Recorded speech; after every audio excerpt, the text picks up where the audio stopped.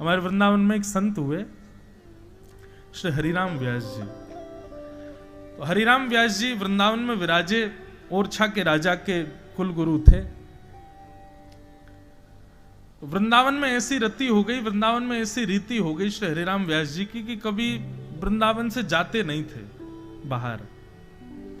और केवल इतना ही नहीं कि मैं ना जाऊं, अगर उनको पता चल जाता कि कोई वृंदावन से जा रहा है, उसको भी जाकर के पूर्ण प्रयास करते रोकने का कि ये भी नहीं जाए। हरिराम व्यास जी को पता चल जाता कि कोई ब्रजवासी छोरी को ब्याह कहीं बाहर है रहो, तो घर वाले इनसे लड़वे चले जाते। बोले अरे कितनो भाग्य याको ब्रज में लो, और तुम जाको ब्याह कहीं बाहर कर रहे हो। अरे ऐसा करो ब्रज में ही ब्याह है जाए, ताकि ब्रज नहीं छूटे याको। ऐसे श्री हरिराम व्यास जी स्वयं तो छोड़ते ही नहीं थे, और इस बात को वो इस रूप में लेते थे कि मैं नहीं छोड़ता, ये नहीं है, ठाकुर जी नहीं छोड़ते मुझको, या हमारे मेरो ब्रजवास है, या हमारे मैं ब्रज में रहूं। एक बार कोई संत आए, बहुत अच्छा गाते थे। हरिराम व्यास जी के ठाकुर जी हैं श्री युगल किशोर जी, जो पन्ना में विराजते। तो पेटी बजा के गाते थे। उनके छोटे से शालिग्राम थे। कुछ दिन के लिए वृंदावन आए थे। हरिराम व्यास जी से कहा कि हम अपने शालिग्राम को कहां लिए घूमें, आप इनको जुगल किशोर जी के पास ही बैठा दो, आप ही सेवा कर दिया करना। 10-15 दिन हम यहाँ थोड़ा रहेंगे, ठाकुर जी को राग सुना दिया करेंगे, फिर हम चले जाएंगे। और जैसी जाने की बात सुनते हरिराम व्यास जी कहते, ना जानो काहे को आ गए, अब वृंदावन आ गए, मतलब अब वापस जाने के लिए नहीं आए हो, अब तो यहीं रहना है। लेकिन संत बोले अब ठीक है, जैसी आपकी इच्छा। 15-20 दिन तो बेचारे रहे, खूब राग सेवा करते, वृंदावन में घूमते। 15 दिन बाद वे आए, व्यास जी से बोले व्यास जी अब हमको आज्ञा दो। व्यास जी बोले काई की आज्ञा? बोले वृंदावन से अब जाएंगे वापस, अयोध्या की तरफ निकलना। व्यास जी टालते रहते, अच्छा ठीक है शाम को चले जाना। शाम को कहते अरे कल तो ठाकुर जी का वो उत्सव है, वो तो करके ही जाना पड़ेगा आपको। बेचारे रात में रोक लेते, अगले दिन फिर बोलते अब हमको जान दो। अच्छा वो जा भी नहीं सकते क्योंकि ठाकुर जी तो भीतर बैठे हैं युगल किशोर जी के पास, वो दें तब हम जाएं। बहुत दिन हो गए, हरिराम व्यास जी के पीछे पड़े रहे, बोले हमारे ठाकुर जी दे दो हम जाएंगे। तो हरिराम व्यास जी ने क्या किया, छोटे से शालिग्राम, उनकी डिबिया थी, बोले लाओ डिब्बा दो, हम ठाकुर जी को धर के दे देते हैं। डिब्बा लेके पर्दा करके भीतर गए और डिब्बा में फूल धर दिए, ठाकुर जी नहीं धरे। और वहीं खिड़की पर एक चिड़िया का घोंसला था, छोटी सी चिड़िया बैठी थी। हरिराम व्यास जी ने वो पकड़ के चिड़िया बैठा दी उसके भीतर घोंसला, उसमें डिब्बा में, और बंद करके दे दी उनको, लो चले जाओ, जल्दी आना वृंदावन। बोले जी। और सुनो, ऐसे नहीं जाते वृंदावन से, वृंदावन से जाते समय यमुना जी में स्नान करना चाहिए और अपने ठाकुर जी को भी स्नान कराना चाहिए। तो पहले यमुना जी में स्नान कर लेना, ठाकुर जी को स्नान करा देना, तब जाना। बोले जो आज्ञा। आज्ञा मान के बेचारे यमुना जी पहुंचे। यमुना जी पहुंच के जैसे उनने डिब्बा खोलो, सोई चिड़िया फुर्र करके उड़ गई आकाश में। अब तो वो उठा के देखें, फूल ही फूल धरे, ठाकुर जी तो है ही नहीं। रोते रोते आए, आकर के हरिराम व्यास जी से बोले बहुत अनर्थ हो गया। बोले क्या? बोले ठाकुर जी उड़ गए हमारे। व्यास जी बोले अरे हम तो तुमसे पहले ही मना कर रहे थे कि वो वृंदावन से जाना नहीं चाह रहे, तुम जबरदस्ती ले जा रहे हो उनको। रुको, तुम यहीं रुको, हम देख के आते हैं कहीं जुगल किशोर जी के पास तो नहीं है।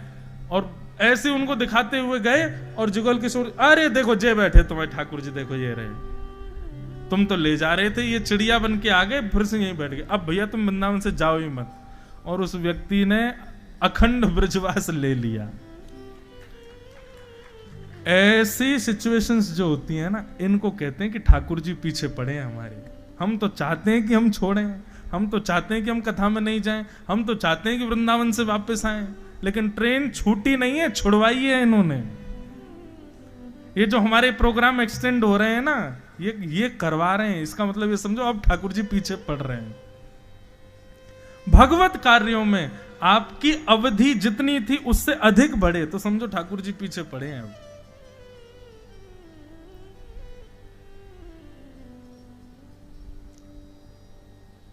मुक्ति से, मृत्यु के बाद भगवत दर्शन होता है, भक्ति से जीते जी ठाकुर जी का दर्शन होता है। तब परीक्षित जी ने चरणों में प्रणाम करते हुए कहा, अब मुझे मुक्ति नहीं चाहिए भगवान, मेरे जीवन के 7 दिन बचे हैं, कृपा कर मुझे भक्ति दिलाओ, ताकि इस भक्ति से मैं ठाकुर जी का साक्षात दर्शन कर सकूं। तब यहां से श्री सुखदेव जी महाराज सुनाना प्रारंभ करते हैं। अब हम कुछ कथाएं बिल्कुल छू छू करके आगे चलेंगे। सुखदेव जी महाराज ने सर्वप्रथम सृष्टि का प्रसंग सुनाया और वहीं उद्धव विदुर मिलन का भाव सुनाया। वृंदावन में श्री उद्धव जी महाराज को विदुर जी से भेंट होती है। विदुर जी को देख करके उद्धव जी बड़े प्रसन्न हो गए। उद्धव जी ने कहा, उद्धव और विदुर कौन है?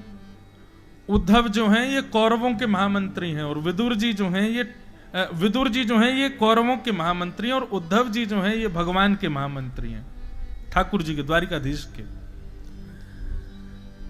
हुआ ये था कि आप सबको कथा पता है कि भगवान दुर्योधन से ये कहने आए थे कि भैया तुम पांडवों से युद्ध मत करो, 5 गांव दे दो, पूरी भारत पे तुम राज करो, 5 गांव पांडवों को दे दो।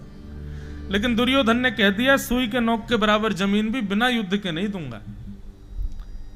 अरे 5 गांव क्या, पूरा भारत ले जाएं, लेकिन युद्ध करके। जब ये बात दुर्योधन ने कही तब विदुर जी को बड़ी आत्मग्लानि हुई, मैं कैसे लोगों का महामंत्री बना हुआ हूं जो ठाकुर जी की बात नहीं मान रहे।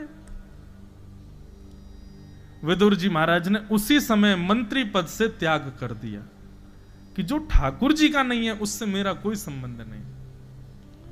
बंधु, ये भी वैष्णव का स्वरूप है। मैं तो कथा कराने वालों से कहता हूं, जिन जिन को तुमने आमंत्रण दिया और जो जो लोग कथा में 7 दिन में नहीं आए, उनको 7 दिन बाद ब्लॉक मार देना फोन में।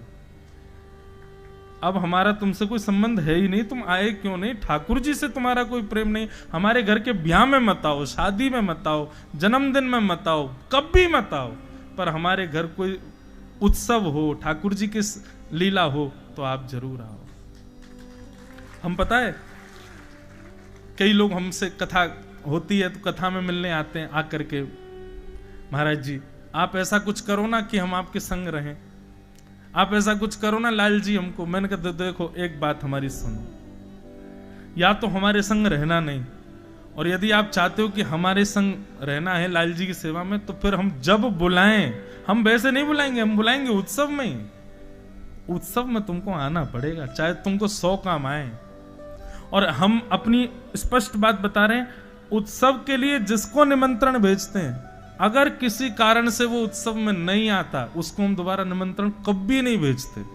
फिर चाहे वो अगले उत्सव में आ जाए, क्षमा मांग ले। मैंने नहीं, अब तू कितनी क्षमा मांग बेटा, अब तुम्हारा नाम कट गया, एक बार क्यों नहीं आए। इसलिए सोच समझ के, हाँ, ब्याह शादी जन्मदिन हो, घर के ये सांसारिक क्रिया हो, उसमें भले ही मत आओ। हमारे लाल जी का उत्सव हो रहा है, हमारे घर में कथा हो रही है, हमारे नगर में आपको आना पड़ेगा।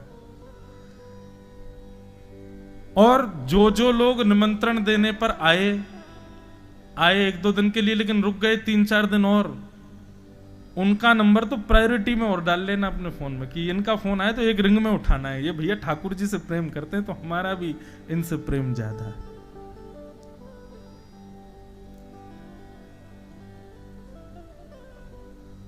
तो विदुर जी ने मंत्री पद का त्याग कर दिया, और यहां श्री उद्धव जी महाराज, ठाकुर जी की लीला पूरी होने के बाद भगवान ने इनको आज्ञा की, मेरी पादुकाएं लेकर के तुम चले जाओ बद्रीनाथ। और बद्रीनाथ में आज भी श्री उद्धव जी महाराज विराज रहे हैं।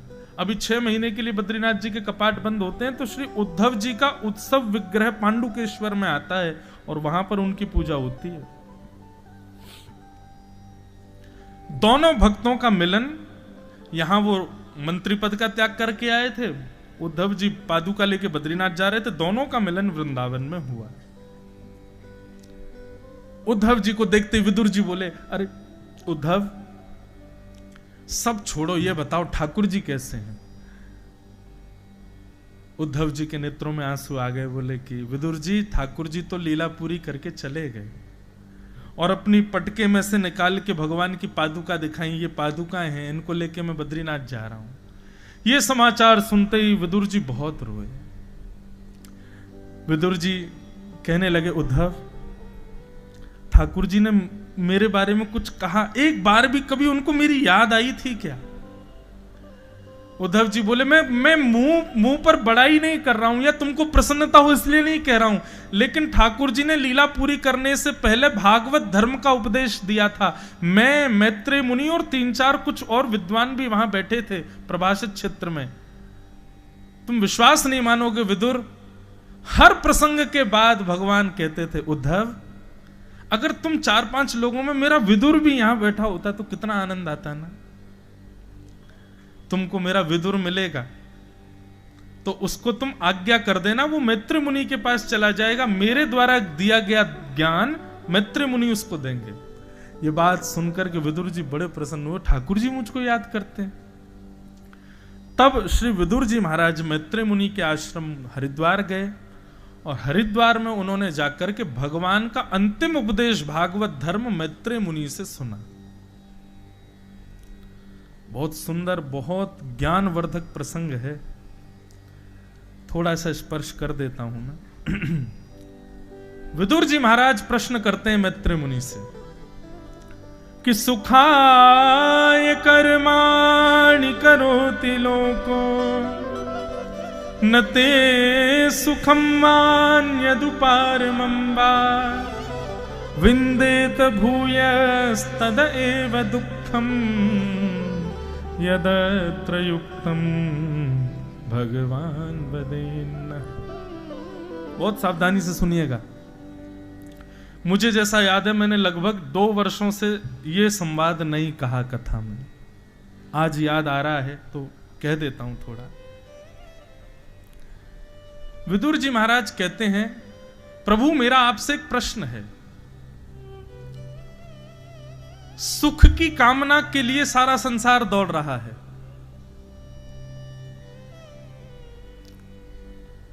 चाहे वो एक लेबर क्वालिटी का व्यक्ति हो, चाहे वो स्टैंडर्ड क्वालिटी का व्यक्ति हो, चाहे वो हाई स्टैंडर्ड क्वालिटी का व्यक्ति हो, हर व्यक्ति सुबह से शाम तक क्या करता है? केवल और केवल सुख मिले ऐसा कर्म करता है। कोई ईंट उठाता है, 200 रुपए वेतन पाता है, उसमें चाहता है कि मुझे सुख मिले। कोई बड़ी बड़ी फैक्ट्रीज चलाता है, 200 करोड़ का टर्नओवर चाहता है, करता है, और उसके बाद भी क्या चाहता है कि मुझे सुख मिले। 200 रुपए और 200 करोड़ दोनों के व्यापार को करने वाले की कामना एक ही है, सुख। और एक और बात बताएं, दोनों को ही नहीं मिलता सुख, ना 200 रुपए कमाने वाले को, ना 200 करोड़ का टर्नओवर करने वाले को। जगजीत सिंह की एक गजल है, हर तरफ है जगह बेशुमार आदमी, फिर भी तन्हाइयों का शिकार आदमी। हर तरफ है जगह बेशुमार आदमी, हर तरफ है जगह। सुबह से शाम तक बोझ ढोता हुआ, सुबह से शाम तक बोझ ढोता हुआ, चैन खोता हुआ, बार बार आदमी, हर तरफ हर जगह बेशुमार आदमी। सब दुखी हैं, लेकिन आप सब लोग अभी अपना फोन निकालो, सेल्फी मोड ऑन करके अपना चेहरा देखो, कितने खुश लग रहे हो। क्यों? दीन कहे धनवान सुखी, धनवान कहे सुख राजा को भारी, राजा कहे महाराजा सुखी, महाराजा कहे सुख इंद्र को भारी, इंद्र कहे चतुरानन को सुख, ब्रह्म कहे सुख विष्णु को भारी, तुलसीदास विचार कहें हरि भजन बिना सब जीव दुखारी। वास्तव में सुखी वही हैं जो ठाकुर जी का भजन कर रहे हैं, ठाकुर जी की शरण में बैठे हैं, ठाकुर जी की कथा सुन रहे हैं, ठाकुर जी का दर्शन कर रहे हैं। क्यों? ठाकुर जी के गैर शरणागत लोग दुखी क्यों हैं? क्योंकि अपनी जिम्मेवारी अपने ऊपर लिए बैठे हैं। हम इतने सुखी क्यों? हमने अपनी सारी जिम्मेवारी ठाकुर जी को दे रखी है। क्या हमारे हम प्रसन्न हैं? हमको चिंता की कोई बात ही नहीं। लेकिन यहां प्रश्न जो है उसको ध्यान से सुनो। हर व्यक्ति मेहनत करता है, कर्म करता है केवल एक आकांक्षा से कि मुझे सुख मिले, तो भी उसको सुख क्यों नहीं मिलता?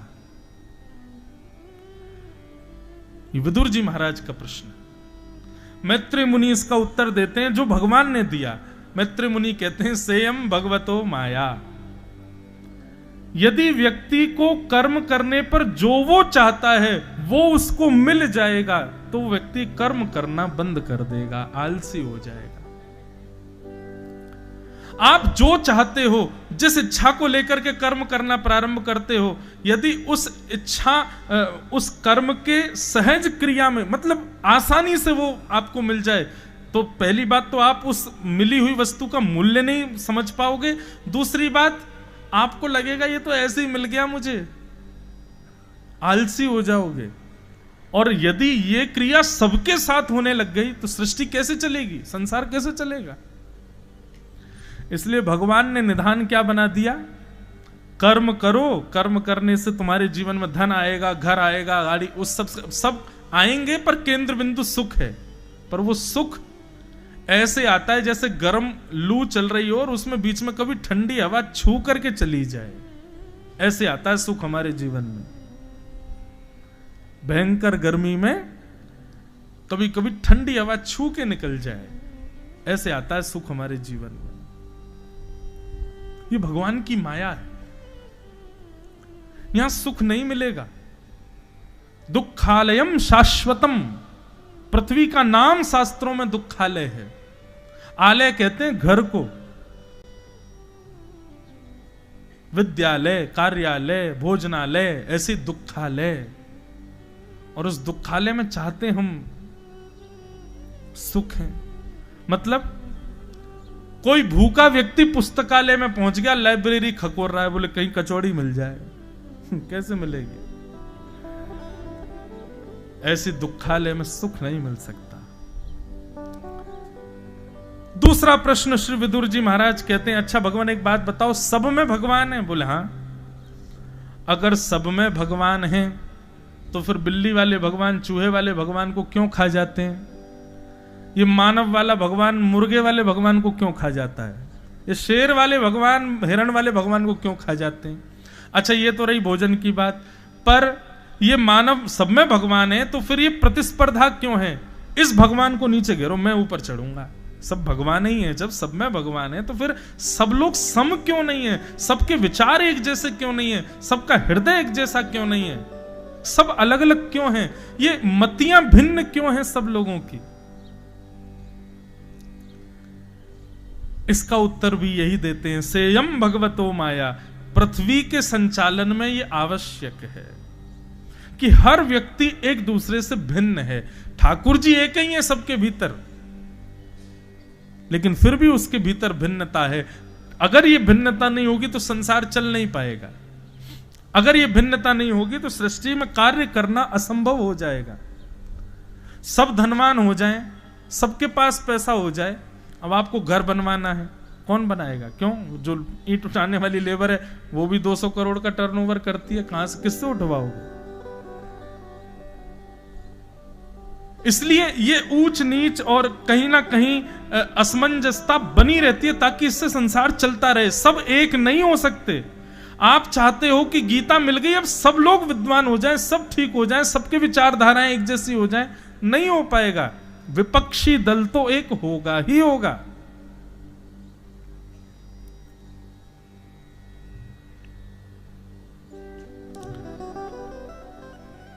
और यहां से सृष्टि का प्रसंग सुनाना प्रारंभ किया।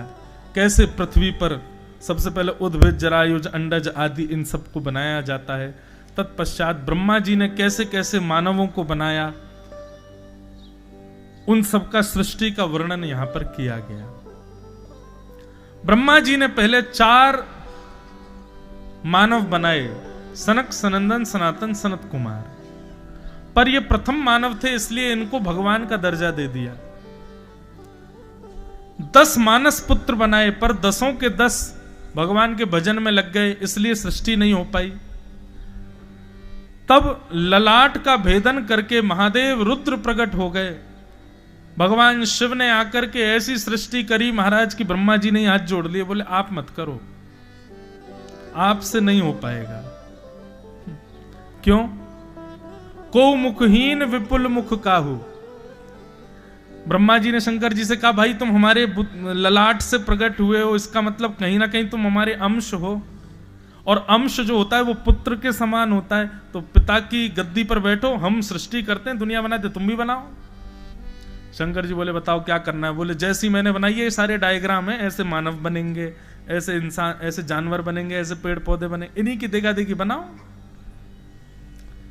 शंकर जी बोले अपनी क्रिएटिविटी तो दिखाऊं मैं। पिताजी तो ऐसी नॉर्मल बना रहे हैं, 2 आंख, 1 नाक, 2 कान, 1 जीभ, 2 हाथ, 2 पैर, इससे क्या आनंद आ रहा है? को मुखहीन, किसी को बिना सर का ही बना दिया, बिना सर के ही घूम रहा है, केवल धड़ है और धड़ में से ही आवाज आ रही है। और विपुल मुख काऊ, किसी के बहुत सारे मुख बना दिए। किसी के 2 आंख नहीं है महाराज, चारों तरफ आंखें बना दी, वो कहीं से भी देख सकता है किसी को भी। किसी के बहुत सारे हाथ बना दिए, किसी के बहुत सारे पैर बना दिए, कोई बिना पैर का बना दिया। इस प्रकार की पूरी सृष्टि बना दी शंकर जी ने। ब्रह्मा जी ने विधान बनाया था कि ये लोग रोटी सब्जी खाएंगे, दाल चावल खाएंगे, तब इनका जीवन चलेगा, पर शंकर जी ने उल्टा कर दिया। ये पेड़ भी खा सकते हैं, ये पहाड़ भी खा सकते हैं, ये नदियां पी जाएंगे। ऐसी सृष्टि बना दी महाराज। मानव के पास केवल इतनी ताकत है कि वो अस्त्र शस्त्र चला सकता है। शंकर जी बोले इसमें आनंद नहीं है, इसमें ऐसी ऐसी भीतर में चीजें डालूंगा, मुख खोले और आग निकले, सबको भस्म कर दे। ऐसे मानव बना दिए शंकर जी ने। ब्रह्मा जी बोले देख के आए शंकर जी कैसी सृष्टि कर रहे हैं। जैसे ही आकर के पृथ्वी पर देखा तो ब्रह्मा जी कोई खाने दौड़े सब। ब्रह्मा जी गए शंकर जी के पास, बोले क्या कर रहे हो बेटा? बोले सृष्टि कर रहा हूं। पिताजी देखो आपने जो बताया मैंने उससे बढ़िया बनाई है, देखो ये देखो कैसे कैसे। अलम प्रजावी, बस करो, यहीं रोक दो इसी वक्त, आप सृष्टि मत करो। शंकर जी बोले पिताजी देखो हम सीधे नहीं बोलना चाह रहे थे कि हमसे मत करवाओ, हम तो भजन करने वाले व्यक्ति हैं, हमको काहे कोई सृष्टि वृष्टि में लगा रहे हो? ये सब तो आप ही संभालो, हमको संहार का काम दे दो, प्रलय हम करेंगे। जब प्रलय करनी हो तब हमको उठाना, प्रलय हम कर देंगे। महादेव ब्रह्मा जी बोले अभी जितने तुमने बनाए हैं भूत प्रेत पिशाचनी डाकनी साकनी, इन सबको लेके जाओ और उत्तर में ही रहो, ये उत्तर का भाग आपका है। और महादेव सबको लेकर के कैलाश पर चले गए। बोलो देवादिदेव महादेव ओमकारेश्वर महादेव की। ऐसे भोले भाले हमारे महादेव हैं। महादेव चले गए। तब ब्रह्मा जी ने विचार किया और अपने अंग को 2 रूपों में परिवर्तित कर दिया। स्वयं भूमनु और शत्रुपा प्रकट हो गए, प्रथम मानव। इनके 3 पुत्र, इनकी 3 पुत्री और 1 पुत्र हुए। आकुति, देवहूति, प्रसूति 3 पुत्री हुई। अब यहां पर प्रथम पुत्री की कथा आती है, देवहूति। बहुत ध्यान से सुनना। देवहूति माता का विवाह कर्दम ऋषि के साथ में हुआ। कर्दम ऋषि ब्रह्मा जी की छाया से प्रकट हुए थे। कर्दम ऋषि ने 1000 वर्ष तक भगवान की तपस्या की और भगवान जब प्रकट हुए तो भगवान से मांगा कि नाथ मुझे एक ही वरदान चाहिए कि तथा सचाहम परिवोडुकाम समान शीलाम ग्रह में दधेनु उपेवान मूलम शेष मूलम दुराशय काम दुदांग्रिपश्य। सदैव ठाकुर जी से ऐसा मांगो। कितना सुंदर भाव। सब लोग ध्यान से सुनना। बंधुओं, ठाकुर जी से कभी कुछ नहीं मांगना चाहिए। लोग कहते हमारे संतान नहीं है, ठाकुर जी से मत मांगो। हमारा व्यापार नहीं चल रहा, ठाकुर जी से मत मांगो। हमारे घर ने औरों की क्या, हम खुद मना करते हैं कि ठाकुर जी से मत मांगो। पर यदि इस भावना से आप मांगो तो मांग सकते हो। भावना क्या है? 1000 वर्ष तक तपस्या करने के बाद कर्दम ऋषि कहते हैं, हे ठाकुर जी, आप कृपा कर दो कि मैं आपसे जितना प्रेम करता हूं, मैं आपको जितना चाहता हूं, मैं आपका जितना भजन करता हूं, मुझसे भी दुगना भजन करने वाली, आपसे प्रेम करने वाली, आपको चाहने वाली ऐसी एक कन्या से मेरा विवाह हो जाए, मेरे को पत्नी रूप में मिल जाए। पुत्र मांगो, पर किस भाव से मांगो? हे ठाकुर जी, हम आपका जितना भजन करते हैं ना, हमसे भी ज्यादा भजन करे, हमसे भी ज्यादा आपको याद करे, हमसे भी ज्यादा आपकी उपासना करे, हमसे भी ज्यादा आपकी सेवा करे, ऐसा पुत्र जीवन में दे दो। इस नाते से पुत्र मांगो, चलेगा। हे ठाकुर जी, खंडवा में हमारा ऐसा घर बन जाए, अभी हम जितनी भक्ति करते हैं ना, ऐसा घर बने, वहां जाकर के आपकी और याद आया करे, आपकी और भक्ति करें, आपको और ज्यादा स्मरण की इच्छा। तो इस नाते से कुछ भी मांगो, सब चलेगा।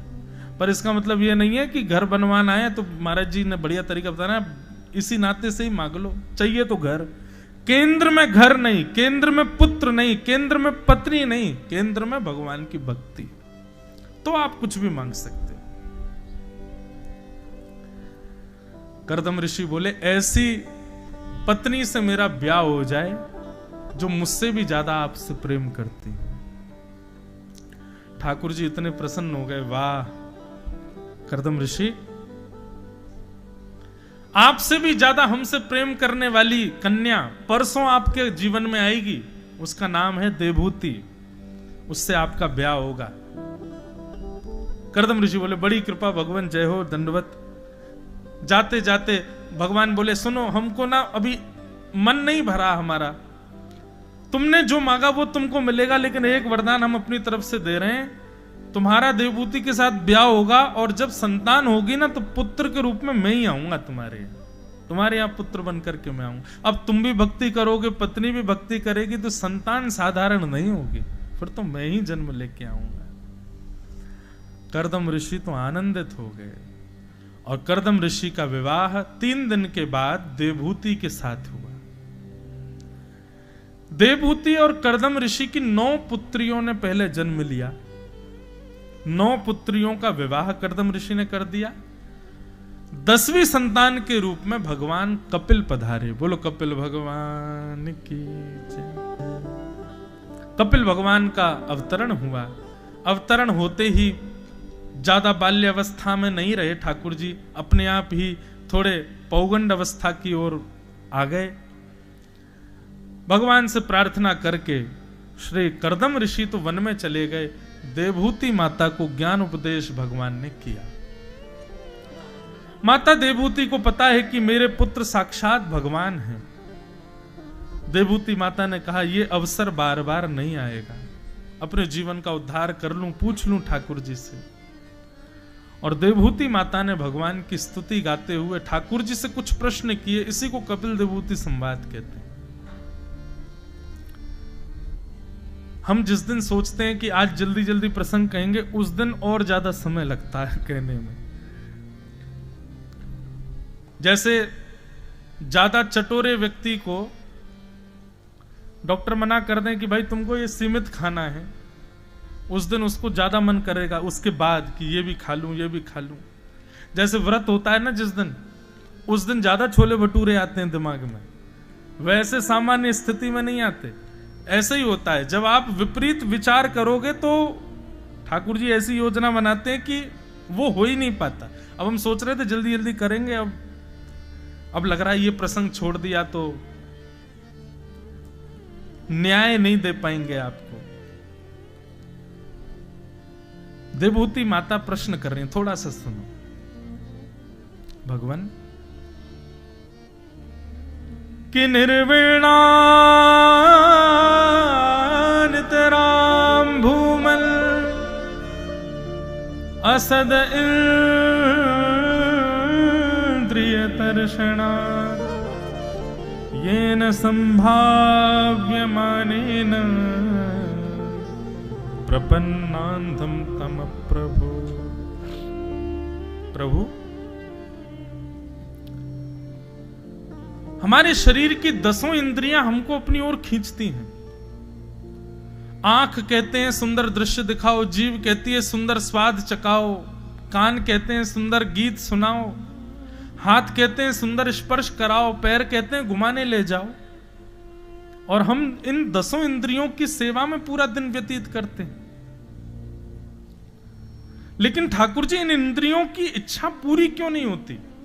एक बार जीव को मनचाही वस्तु दे दी तो फिर जीव की इच्छा पूरी हो जानी चाहिए, वो पुनर्प्रकट क्यों हो जाती है?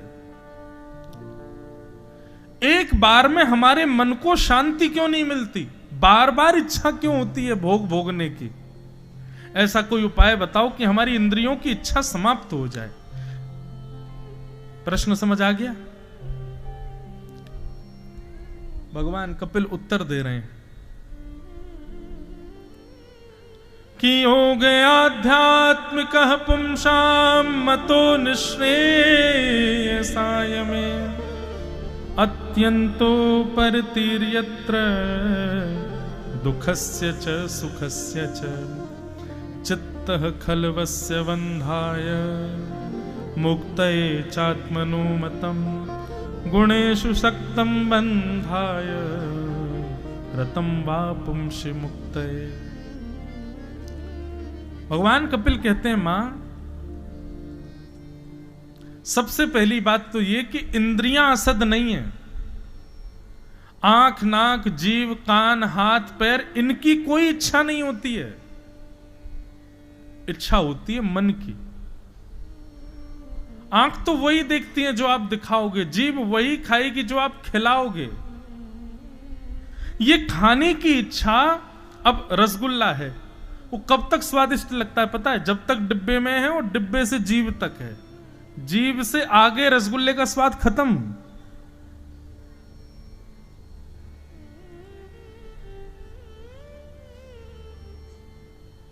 ये इंद्रियों की इच्छाएं नहीं है, ये मन की इच्छा है मां। इंद्रिय को तो आप कुछ भी दे दो, वो सब ग्रहण कर लेती है। बीमार होने पर ना खाई जाने वाली दवाइयां भी खाते हैं ना हम लोग, इंद्रियों पर वश करके। कभी कभी हमारी स्थिति नहीं होती लेकिन फिर भी उस वस्तु का सेवन करते हैं जो जरूरी है हमारे लिए। इसका मतलब क्या है? इंद्रियों की इच्छा नहीं होती। और बल्कि मैया ये इंद्रियां तो बड़ी बड़ी निपुण हैं। मैं अगर आंख नहीं हो तो मुझे देखोगी कैसे? कान नहीं हो तो मुझे सुनोगी कैसे? जीव नहीं हो तो मेरा प्रसाद कैसे लोगी? हाथ नहीं हो तो मेरे कीर्तन में करताल कैसे बजाओगी? यदि इंद्रियां नहीं होंगी तो मैं भी तो नहीं मिल पाऊंगा ना।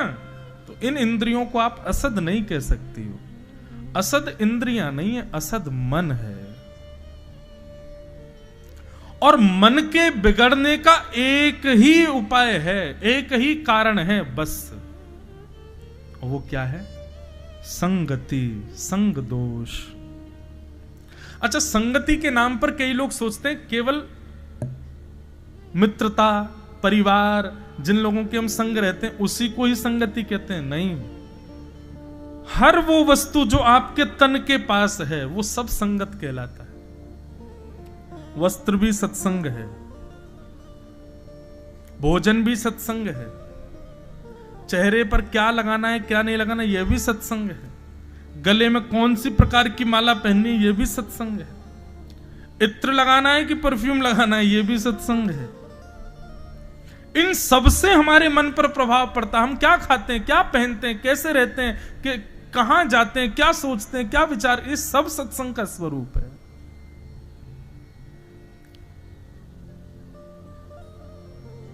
मैया, आपने यदि अपना संग सुधार लिया तो मन सुधर जाएगा, और मन सुधर गया तो इंद्रियां अपने आप सुधर जाएंगी। और मन कैसे सुधरेगा? बोले मन को सुधारने के लिए ये 5 गुण जिसमें हो उसका संग करो। 5 गुण कौन कौन से? तितिक्षवः कारुणिका सुहृदः सर्वदेहिनां अजात शत्रवः शांता साधव साधुभूषणा। 7-8 वर्षों से कथा करते हुए एक चीज का अनुभव हो गया कि ये 5 गुण मैंने तो कभी किसी में नहीं देखे। कौन कौन से 5 गुण है? पहला गुण सहनशीलता, पेशेंस। हमको कैसे व्यक्ति के साथ रहना चाहिए, उसमें ये 5 लक्षण होने चाहिए। सबसे पहला है सहनशीलता, पेशेंस। है? आपने देखा किसी में? किसी में देखा? क्यों नहीं देखा? क्योंकि आप में खुद में भी तो नहीं है। हम दूसरे को देखने जा रहे हैं, पर क्या ये 5 हमारे भीतर हैं, ये देखना। पेशेंस पहला। तितिक्षव, दूसरा कारुणिका। कारुणिका मतलब दया। तीसरा सुहृदः सर्वदेहि नाम, जितने भी लोग हैं सबका भला मन में आना। मेरे हैं तो मेरों के भी भलाई है, पड़ोसी के भी अच्छे हो, उनके भी अच्छे जाएं, उनके भी बच्चे अच्छे हों, ऐसा विचार, इसको कहते हैं सुहृदः सर्वदेहि नाम। और चौथा लक्षण अजात शत्रवः, किसी से शत्रुता नहीं। और 5वां और अंतिम लक्षण शांता, कम बोलने वाला, अल्प शब्दों का प्रयोग करने वाला। ये 5 लक्षण जब किसी में हो और आप उसके संग रहना प्रारंभ कर देते हैं तो निश्चित है मां, आपका मन जो है ना वो अपने आप सुधर जाएगा। उसमें जितना दूषित है स्वभाव, उसका गुण, उसके लक्षण, वो सब सुधर जाएंगे। पर हमने जो अनुभव किया ना कि ये 5 लक्षण किसी में नहीं है, क्योंकि हम में भी तो नहीं है, इसलिए हम पहले भीतर अपने लाने का प्रयास करें। ये 5 लक्षण कैसे लाए जा सकते हैं? नीचे से ऊपर चलो। 2 ऑर्डर्स पढ़ते थे ना, असेंडिंग ऑर्डर, डिसेंडिंग ऑर्डर। ऊपर से नीचे आते हैं उसको क्या बोलते हैं? Ascending, descending. अब कोई आधे बोल रहे हैं असेंडिंग, आधे, समझ जाओ। नियम तो है कि पहले सहनशील बनो, फिर सब पर दया करो, सबका भला चाहो, किसी से शत्रुता मत करो और शांत रहो। पर हम उल्टा चलेंगे, पहले शांत रहना शुरू करो, मौन रहो, कम बोलो। एक सूत्र है, मौने च कलहो नास्ति। जो व्यक्ति कम बोलता है ना उसकी लड़ाइयां बहुत कम होती हैं। और जो बात बात पर कभी किसी मोहल्ले में लड़ आया, कभी किसी घर में लड़ आया, कभी पत्नी से लड़ लिया, कभी बच्चों से रूठा बैठा है, निश्चित है वो बोलता बहुत होगा। बहुत बोलने वाले व्यक्ति की लड़ाई बहुत होती है। कई लोग मुझे घूर रहे हैं, बोले आपकी भी होती होगी, फिर तो 2-2:30 बजे से बोले ही रहे हो। मैं फिर कहूं ये बोलना नहीं है, ये बोल थोड़ी रहे। हम तो मौन हैं 2 बजे से। भगवत चर्चा को मौन माना गया। तो सबसे पहले मौन रहना शुरू करो, कम बोलो। कभी कभी मुझे लगता है ठाकुर जी क्यों नहीं बोलते। सूरदास जी से बोलते थे, मीराबाई से बोलते थे, कबीर दास से बोलते थे, धुनी वाले दादाजी से भी बोलते थे, हमसे क्यों नहीं बोलते? सामने वाला तब बोलता है जब वातावरण शांत हो। मंदिरों में हल्ला देखा है आपने कितना है? तो ठाकुर जी मौन बैठे रहते हैं, वो तुम ही बोल लो अपनी। हम बोलने देते कहां है ठाकुर जी को? अपनी सुनाने से फुर्सत नहीं हमें। कई लोग कहते हैं महाराज जी हम सोच के बहुत जाते हैं, पर मंदिर में जाके हम सब ब्लैंक हो जाते, कुछ बोल ही नहीं पाते ठाकुर जी से। ये बहुत बड़ी कृपा है आपके ऊपर ठाकुर जी की, कि आप मंदिर में जाके भूल गए। कई लोग तो लिस्ट बना के लाते हैं। अभी मैं यहां आने से पहले ओमकारेश्वर गया था, तो वहीं एक व्यक्ति को मेरे आगे ही था, बार बार पॉकेट में हाथ डाले, निकाले, फिर धर ले। अब ऐसे देखना तो नहीं चाहिए बेचारे किसी का, लेकिन मैं खड़ा ऐसे था कि मुझे दिख गया। उसने जब पर्ची खोली ना तो उसमें सारे उसके पॉइंट्स लिखे हुए थे, शंकर जी से क्या मांगना है। मैंने कहा ऐसे भी कोई सोच के आता है? वास्तव में हमने मंदिर में ठाकुर जी को एटीएम मशीन मान लिया है। कार्ड स्वैप करो, पैसा मिलेगा। ऐसे ही मंदिर में जाकर के जल चढ़ा दो, नारियल चढ़ा दो, पैसा 100 रुपए चढ़ा दो, जितने तुमने पॉइंट्स लिखे हैं सब मिलेंगे। 100 रुपए के बदले 100 करोड़ चाहिए हमको? नहीं, बहुत बड़ी कृपा है कि आप ठाकुर जी को देखते ही भूल जाते हो कि हम कहने क्या आए थे।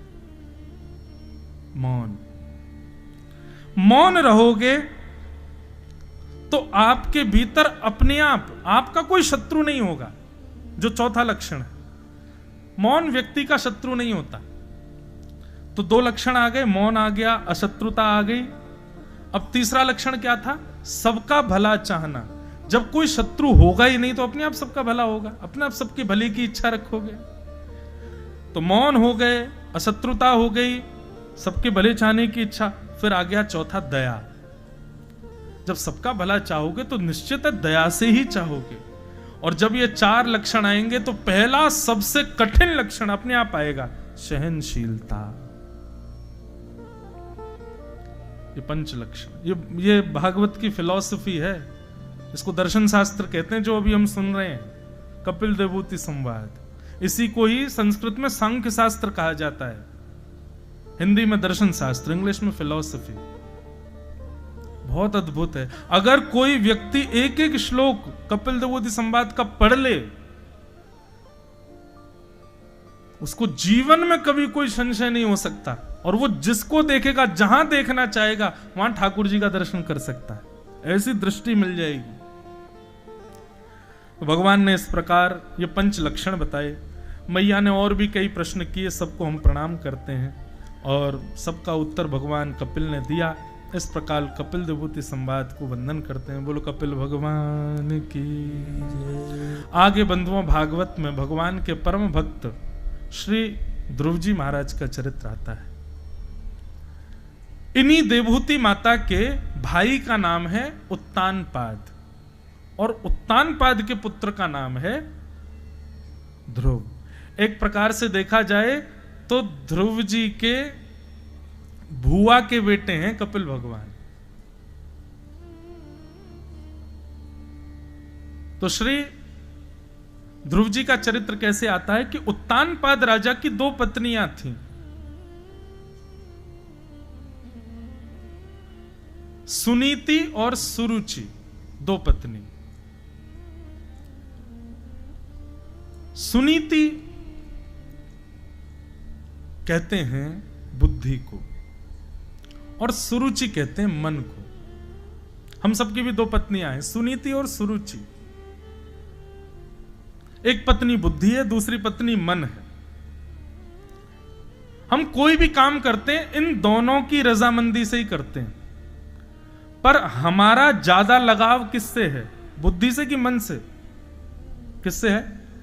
मन से। सब जानते हो। वही हुआ यहां। उत्तानपाद राजा भी अपनी बड़ी पत्नी से ज्यादा प्रेम नहीं करते थे, छोटी पत्नी से प्रेम करते थे। उसका नाम ही है सुरुचि। मन क्या करता है? जो आपको अच्छा लगता है वो आपको दिलाएगा। और बुद्धि क्या करती है? जो आपको अच्छा लगता है वो नहीं, जो आपके लिए जरूरी है वो आपको दिलाती है। ये बुद्धि और मन में अंतर होता है। एग्जाम देना है, मन कभी नहीं चाहता कि हम एग्जाम दें। बुद्धि की मान के ही एग्जामिनेशन हॉल में बैठते हैं। मन से पूछो तो मन क्या कह रहा है? बोले कि डिले हो जाए, एक्सटेंड हो जाए, कैंसिल हो जाए। पर बुद्धि कहती है साल भर पढ़े हो बेटा, माता पिता ने फीस दी है कॉलेज की, स्कूल की, एग्जाम दो। लेकिन मूवी थिएटर में व्यक्ति बुद्धि से नहीं जाता, मन से जाता है। बुद्धि से उस समय पूछो तो बुद्धि क्या कह रही है? कल तुम्हारा प्रैक्टिकल है, तुमको पढ़ना चाहिए। बोले क्या करें, आज हमारे प्रिय अभिनेता की मूवी आई है, देखने तो जाना है। मन की बात। मन और बुद्धि में यही अंतर है। बुद्धि आपको वो देती है जो आपके लिए जरूरी है, और मन आपको वो देता है जो आपको चाहिए। दोनों में बहुत अंतर होता है। हम लोग अधिकतर क्या करते हैं? अपनी बड़ी पत्नी यानी कि बुद्धि का हम त्याग कर देते हैं, मन की ज्यादा मानने लग जाते हैं।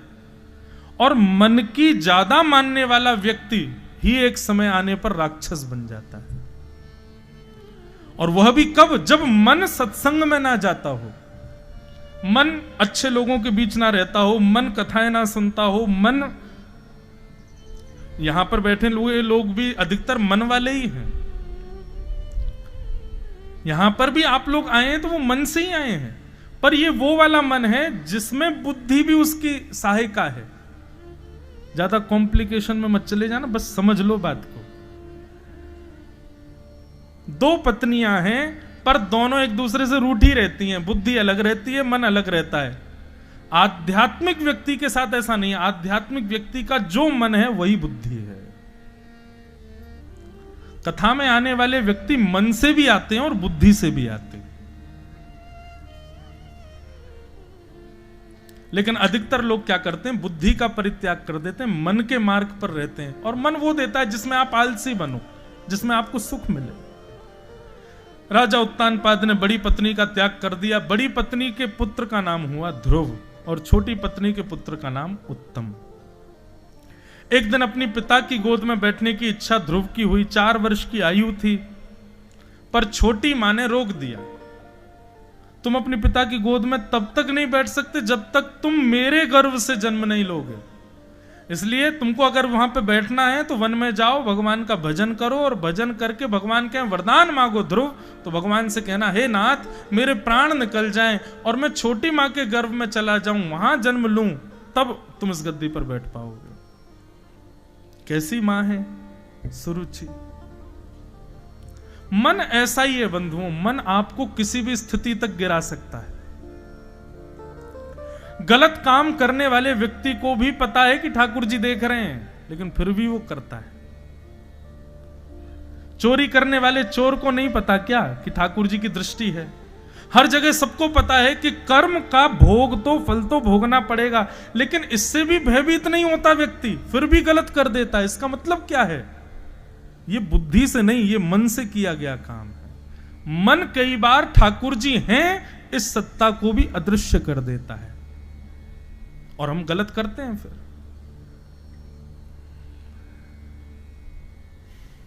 ध्रुव जी महाराज रोते रोते अपनी मां के पास गए। मां से जाके कहा, छोटी मां ने बहुत डांटा। दासियों ने आकर के बताया, ध्रुव जी ने शिकायत नहीं की। ध्रुव जी महाराज की मां ने समझाया, बोले ध्रुव, मैं तेरी मां हूं और वो तेरी कौन है? बोले वो छोटी मां। बोले नहीं, छोटी मां नहीं है वो तेरी गुरु मां है। बोले मां आप कैसे कह सकती हो? जो मां मुझे कह रही है कि तुम वन में चले जाओ और भगवान से कहो कि मैं उनके गर्भ से, वो मेरी गुरु मां कैसे? बोले अच्छा देख, मैं तो तुझे कथा में लेके जाती हूं, मैं तो सत्संग में लेके जाती हूं, कभी भगवान के पास तो नहीं लेके गई ना। लेकिन वो मां देख, उसने तेरे को पहले मिलन में ही कह दिया सीधे भगवान के पास जाओ।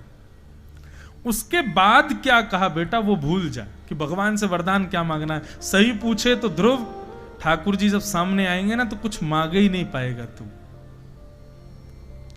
लेकिन बेटा अब तू उसकी आज्ञा मान और प्रणाम करना छोटी मां को जाके। प्रणाम करते हुए तू वन में जा और भगवान का भजन कर। नन्हे से ध्रुव जी, 4 वर्ष के छोटे से ध्रुव जी अपनी मां को प्रणाम करके, गुरु मां को प्रणाम करके वन में चले गए। वन में नारद जी मिले। नारद जी आए तो थे ध्रुव जी की परीक्षा लेने। ध्रुव जी को आके कहा, अरे छोटे से बच्चे कहां जा रहे हो तुम?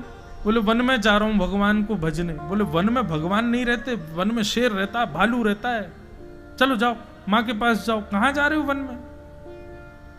ध्रुव जी महाराज बोले, मैं चला तो जाऊंगा, लेकिन आपका नाम क्या है, आप कौन हो? नारद जी बोले, मैं नारद हूं, हरिदास वर्य नारद। ध्रुव जी महाराज बोले, आप झूठ बोल रहे हो, आप नारद नहीं हो। बोले क्यों? क्योंकि मैंने एक जगह कथा में सुना था, नारदो देव दर्शन। यदि किसी को जीवन में नारद जी मिल जाते हैं तो नारद जी हाथ पकड़ के ठाकुर जी से मिला देते हैं। आप कैसे नारद जी हो? मुझसे कह रहे हो वापस चले जाओ। नारद जी समझ गए, बोले कि ये बालक नहीं है भैया, ये साधारण नहीं है, ये तो ठाकुर जी का परम भक्त है। ध्रुव जी महाराज को नारद जी ने एक श्लोक दिया कि नमो भगवते तुभ्यं वासुदेवाय धीमहि प्रद्युम्नाय निरुद्धाय नमः शंकर्षणाय च। इसी का 12 अक्षर बनता है ओम नमो भगवते वासुदेवाय। ये 12 अक्षर मंत्र है, 12 अक्षर हैं इस मंत्र में। मैं कभी हंसी हंसी में बोलता हूं ये भगवान का फोन नंबर है। ISD कॉल है ना, इसलिए दो संख्या एक्स्ट्रा है। विदेश कॉल करते हैं तो फिर 2 नंबर एक्स्ट्रा लगाने पड़ते हैं, तो 10 नंबर होते हैं फोन के, तो ये 12 अक्षर हैं। ओम नमो भगवते वासुदेवाय। इस पर बंधुओं रोज मिस कॉल मारा करो। मिस कॉल मारने का मतलब क्या है? रोज इस मंत्र का जाप किया करो। कम से कम 100 मिस कॉल रोज पड़ेंगी तो किसी दिन ठाकुर जी का मान लो कि इरिटेट ही होकर के उन्होंने कहा यार कौन है 100 मिस कॉल रोज मारता है, और किसी दिन बैक कॉल आ गई तो ठाकुर जी ने रिवर्ट कर दिया तो उसी दिन ही कल्याण हो जाएगा हमारा।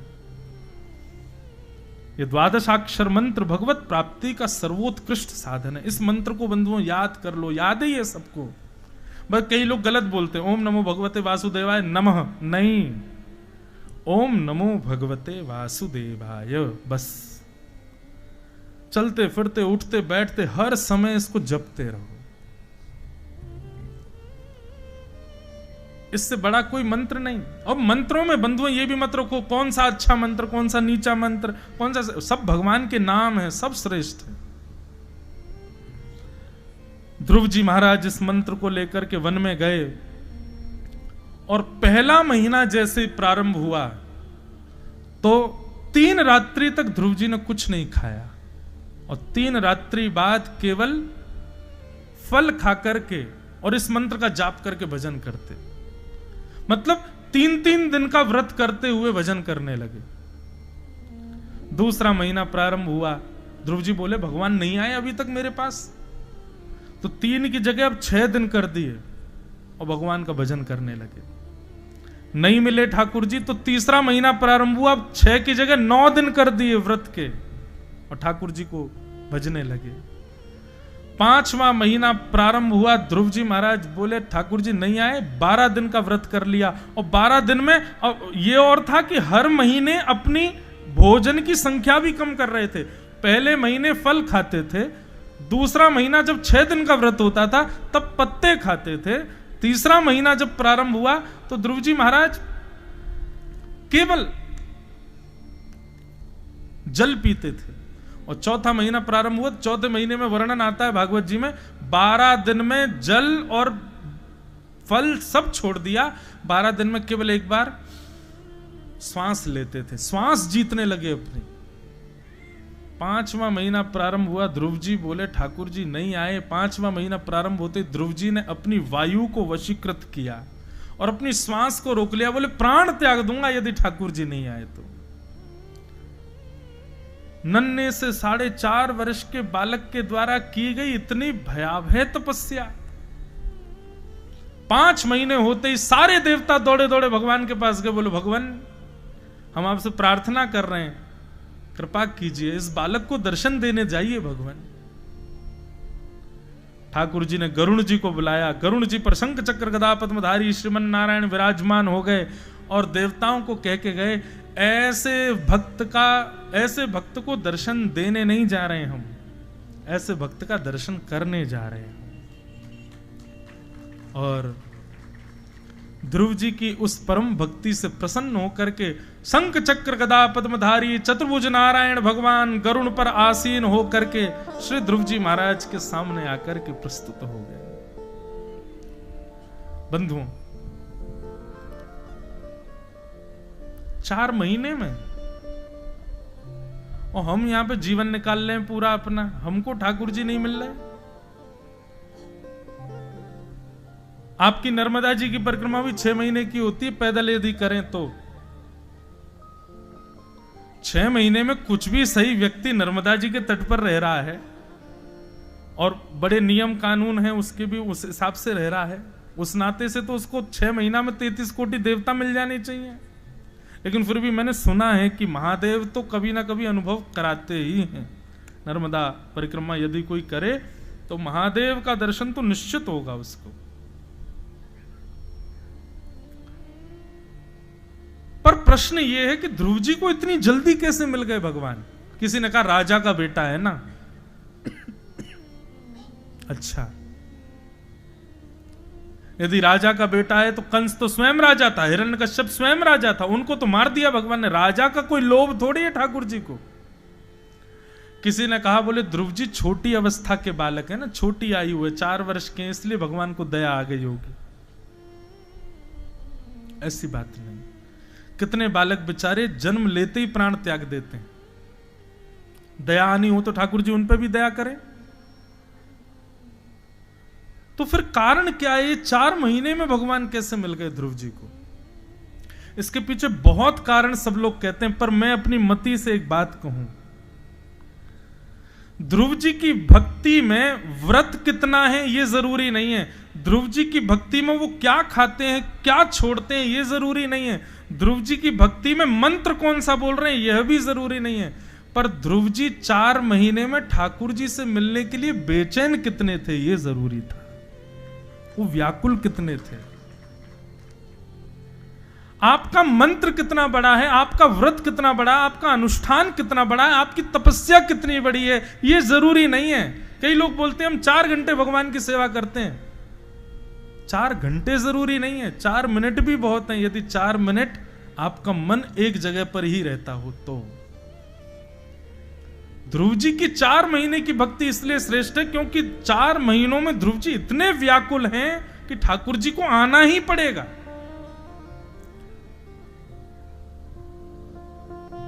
लिख लीजिएगा, जब तक जिद्दी नहीं बनोगे भक्ति में तब तक ठाकुर जी नहीं मिलेंगे।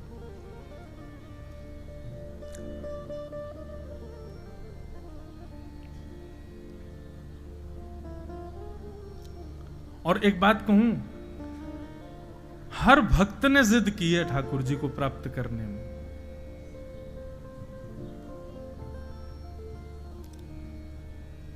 हमारी जिद है ही नहीं, हमको फर्क ही नहीं पड़ता मिलो मत मिलो, चल रहा है काम हमारा तो हमको क्या। सुबह भोग लगा दिए, शाम को दीप बत्ती कर दी, बस हो गया। कईयों को तो अच्छा, एक और बात है, कई लोग कथा सुनते हैं उसके बाद में पता क्या बोल, महाराज जी जिसकी इच्छा ही नहीं हो भगवान से मिलने की वो क्या करे। मैंने कहा कुछ नहीं बेटा, तुम संसार में रहो, सारे भोग विलास करो, रात में पी के पड़े रहो, सारे जानवरों को खा जाओ, किसी को मत छोड़ो। क्या करना है तुमको जीवन में? जिसकी इच्छा ही नहीं। ऐसे एक जगह कथा में एक आयोजक का ही बेटा बोला मेरे से, महाराज जी जिसकी इच्छा ही नहीं हो भगवान से मिलने की, आप पूरे दिन कथा में यही बताते रहते हो भगवान से कैसे मिलें, अपने जीवन को कैसे सार्थक बनाएं। देखो मिलना अलग बात है, मिलेंगे ये जरूरी नहीं है, पर हमारा जीवन तो ऐसा बना रहे कि हम पुनः पुनः इस पृथ्वी पर ना आए। ठीक है, भगवान की दया से इस बार हमारा परिवार बहुत अच्छा है, इस बार हमारा कुल खानदान बहुत अच्छा, सब कुछ बहुत बढ़िया। क्या पता कर्म बिगड़ गए और अगले जन्म में कहीं बहुत कष्टदायी परिवार मिला तो। इसलिए भजन आवश्यक है कि निवृत्ति हो, बस इस बार एंड है, इसके बाद नहीं आना हमें पृथ्वी पर। जिनको भगवत मिलन की कामना नहीं वो इसलिए भजन करो कि निवृत्त हो यहां से। पर ये तो बड़ी विडंबना की बात है कि भगवत मिलन की कामना नहीं। ध्रुव जी महाराज के सामने आकर के ठाकुर जी खड़े हो गए। ध्रुव जी के नेत्र बंद थे। गरुड़ जी बोले भगवान हमको इतनी देर हो गई है, ध्रुव जी दर्शन ही नहीं कर रहे। बोले इसलिए नहीं कर रहे क्योंकि चित्त में भी मेरा दर्शन हो रहा है। भगवान ने ध्रुव जी के चित्त से अपने दृश्य को दूर किया। व्याकुल हो गए ध्रुव जी महाराज। जैसे ही नेत्र खोले तब देखा गरुड़ पर शंख चक्र गदा पद्म धारण किए चतुर्भुज नारायण सामने विराजमान है। बोलो भक्त वत्सल भगवान की जय। कितने सुंदर लग रहे हैं ठाकुर जी। भगवान की सुंदरता का वर्णन तो नहीं किया गया, कितने सुंदर लग रहे हैं, पर ध्रुव जी की एक स्थिति बताई गई है, उससे अनुमान लगा सकते हो कि भगवान कैसे लग रहे होंगे। ध्रुव जी की स्तुति क्या है? कि तद्दर्शनेन गत साध्व सच्चिता ववन्दतांगं विनमय्य दंडवत् द्रग्भ्याम प्रपश्यन् प्रपिवार निवार्भक चुम्बन निवासेन भुजैर्वाश्लिषन्। ये स्थिति, ये विषय जब भी मैं बोलता हूं मेरे को बहुत आनंद आता है। 4.5 वर्ष के ध्रुव जी ने जैसे ही नेत्र खोल करके ठाकुर जी को देखा तो ध्रुव जी की सबसे पहली इच्छा क्या हुई?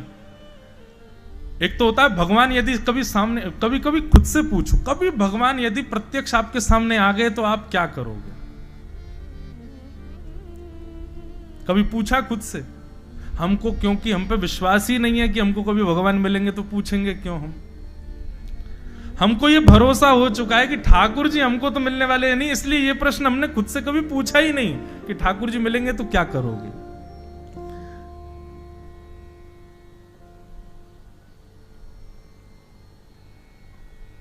अभी रामलला विराजमान हुए मंदिर में, इतने सारे भजन बनाए लोगों ने, उसमें एक बड़ा प्यारा भजन, राम आएंगे तो अंगना सजाऊंगी, राम आएंगे तो दीप जलाऊंगी, बहुत प्यारा भजन है। पर मेरे मन में एक बात आया, राम जी आ गए और आपको इतना भी भान रहा कि मुझे इनके लिए कुछ करना है, तो समझो कोई और ही आया, राम जी नहीं आए।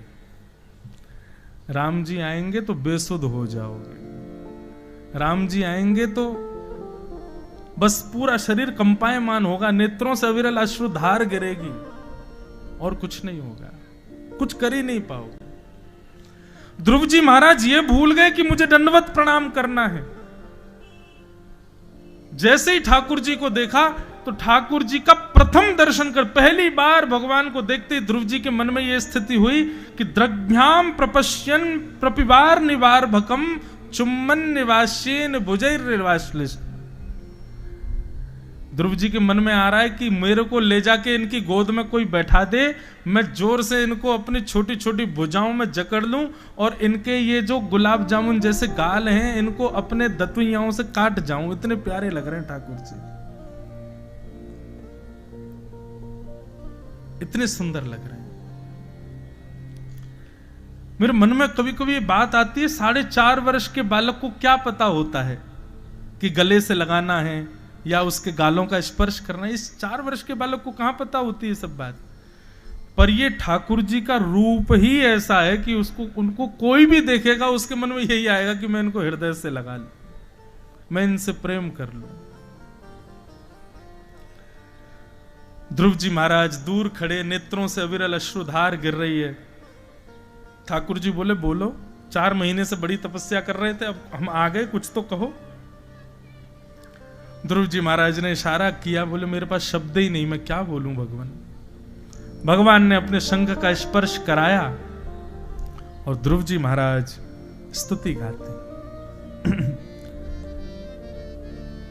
भक्ति मुह प्रवहतां त्वयि मे प्रसंगो भूयादनंत महता ममलाशयाना येनांज सौल्वणमुरुव्यसनं भवाभ्यं नेष्ये भवद्गुण कथा मृतपानमत्त।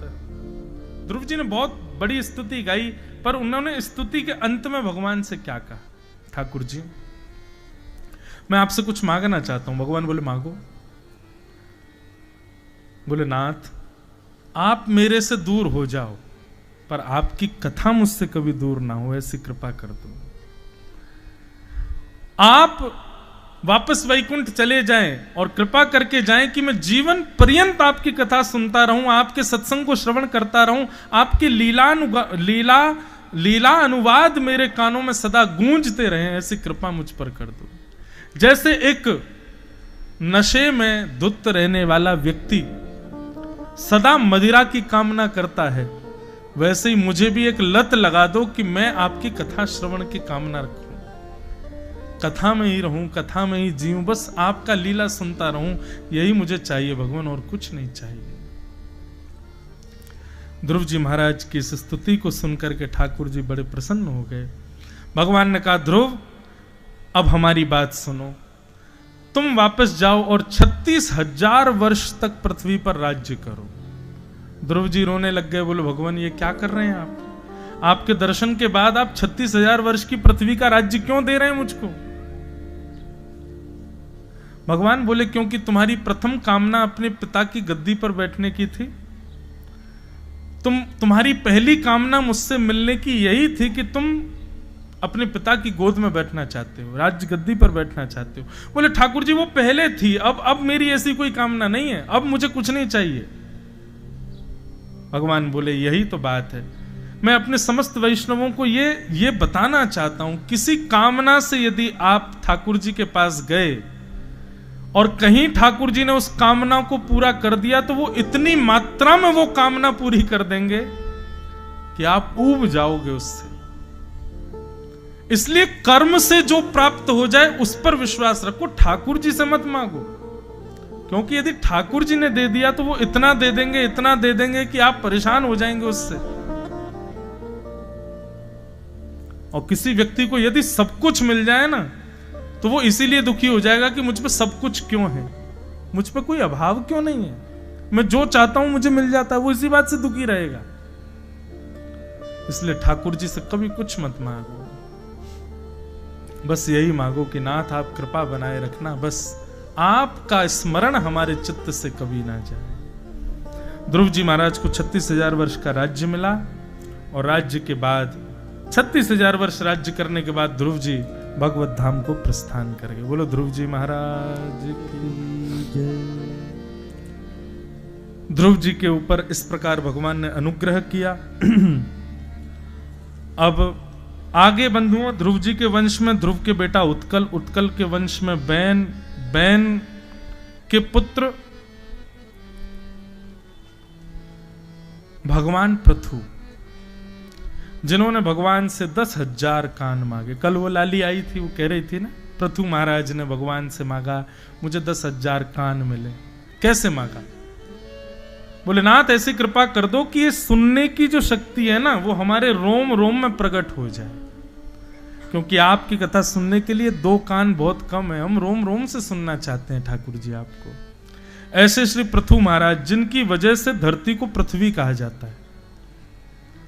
पृथु महाराज ने ही खेती बाड़ी शुरू की। भागवत के विज्ञान के अनुसार, श्रीमद् भागवत की साइंस के अनुसार पृथ्वी पर पहले केवल पहाड़ और समुद्र थे, समतल जमीन नहीं थी। इसलिए वर्षा होती थी और सारा पानी बह के समुद्र में मिल जाता था, लोगों को पीने के लिए और सिंचाई के लिए कुछ नहीं मिलता था।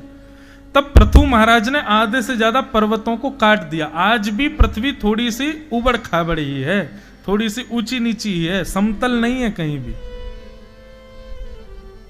और तब समतल बना करके वर्षा के जल को, नदियों को स्थिर होने का भाव रखा, जिससे खेती बाड़ी हो सके। इसलिए धरती को पृथ्वी का। बहुत सुंदर प्रसंग है पृथु महाराज का, उन्होंने पृथ्वी को पृथ्वी बनाया। पृथु महाराज का पूरा चरित्र सुनाया गया। पृथु महाराज ने भगवान की, अच्छा एक छोटी सी बात पृथु महाराज की बताऊं। पृथु महाराज ने 100 अश्वमेध यज्ञ किए।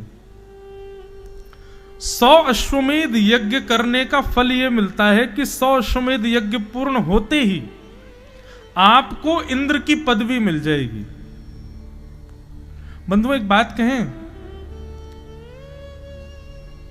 ये सूर्य नारायण, सूर्य तो नारायण हैं, बाकी उनके अलावा ये जो 33 करोड़ देवता है ना, 33 कोटि देवता, उनके नाम हैं, शुक्र है, शनि है, और क्या कहते हैं अपने, ये तो ग्रह नक्षत्र हैं, ऐसी देवता, वरुण हैं, चंद्रमा हैं, वायु हैं, इंद्र हैं।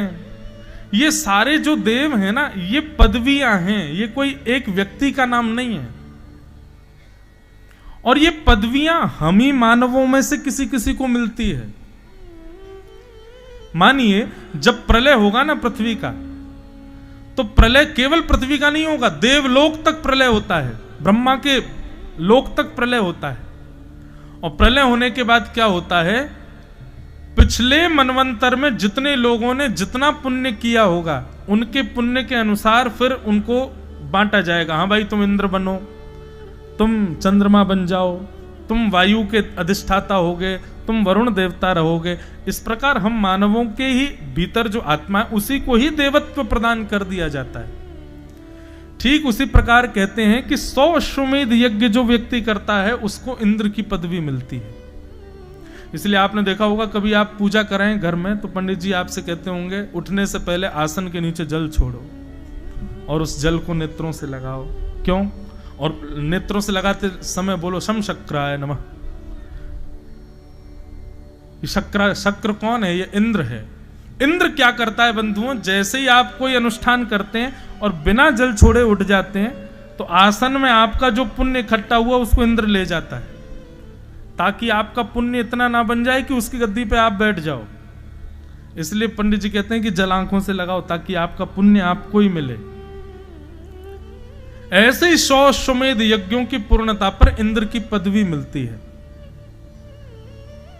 पृथु महाराज के 99 यज्ञ हो पाते थे, 100वां यज्ञ हो ही नहीं पाता था, उसमें विघ्न आ जाता था। और विघ्न क्या आता था कि अश्वमेध यज्ञ के बाद घोड़े छोड़े जाते थे, कोई उसका नियम है। और 100वें यज्ञ का घोड़ा इंद्र चोरी करके भाग जाता था।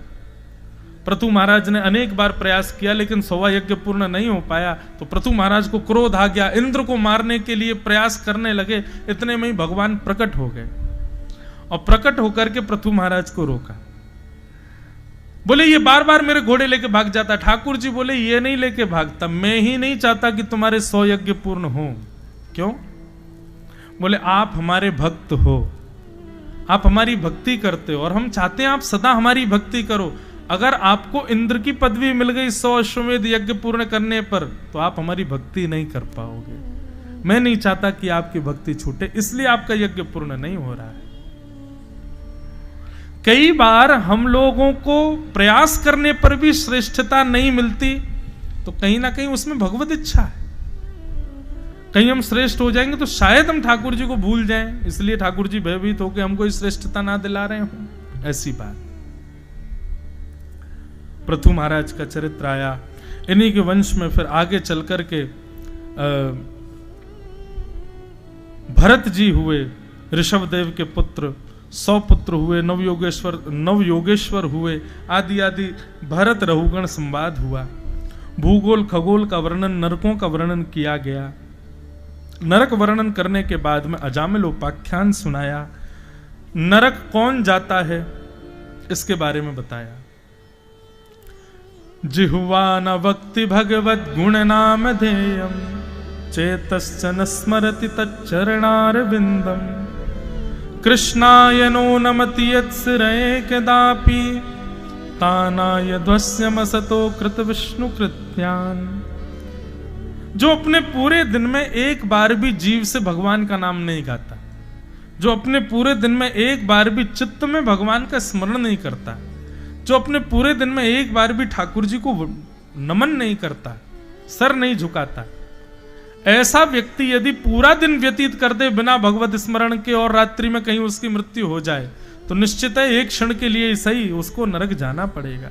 पर जो व्यक्ति इन तीनों कार्यों को हर दिन करता है तो निश्चित है कि वो नरक नहीं जाएगा, नरक जाने से उसकी मुक्ति होगी। ये बात स्वयं यमराज कह रहे हैं।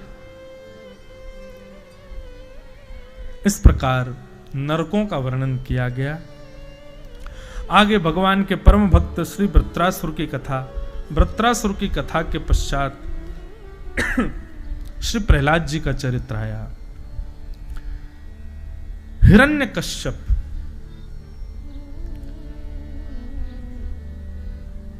हमने एक जगह कहा था 4 युग हैं, सतयुग, त्रेता, द्वापर, कलयुग।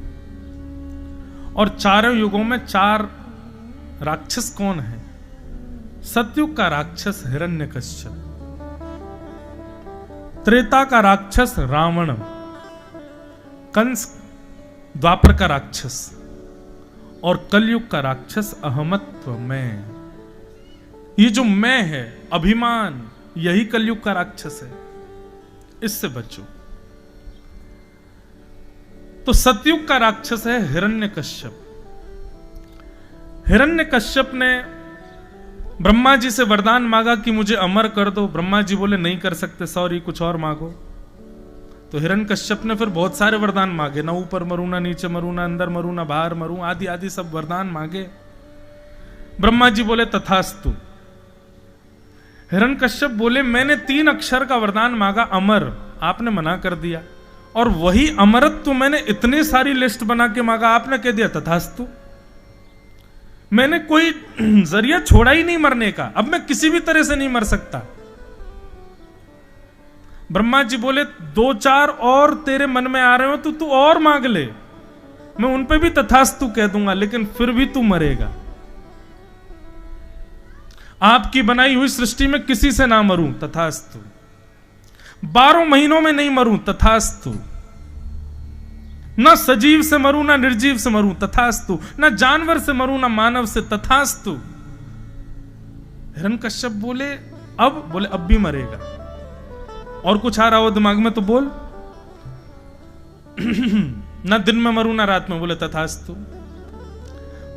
बार बार सोच सोच करके आता है हिरण्यकश्यप, सैकड़ों वरदान मांगे, सब पर ब्रह्मा जी बोले तथास्तु, और जाते जाते बोले फिर भी तू मरेगा। हिरण्यकश्यप बोला अब कैसे मरूंगा? बोले जब मरेगा तब तुझे पता चलेगा कैसे मरेगा। हिरण्यकश्यप वापस आए।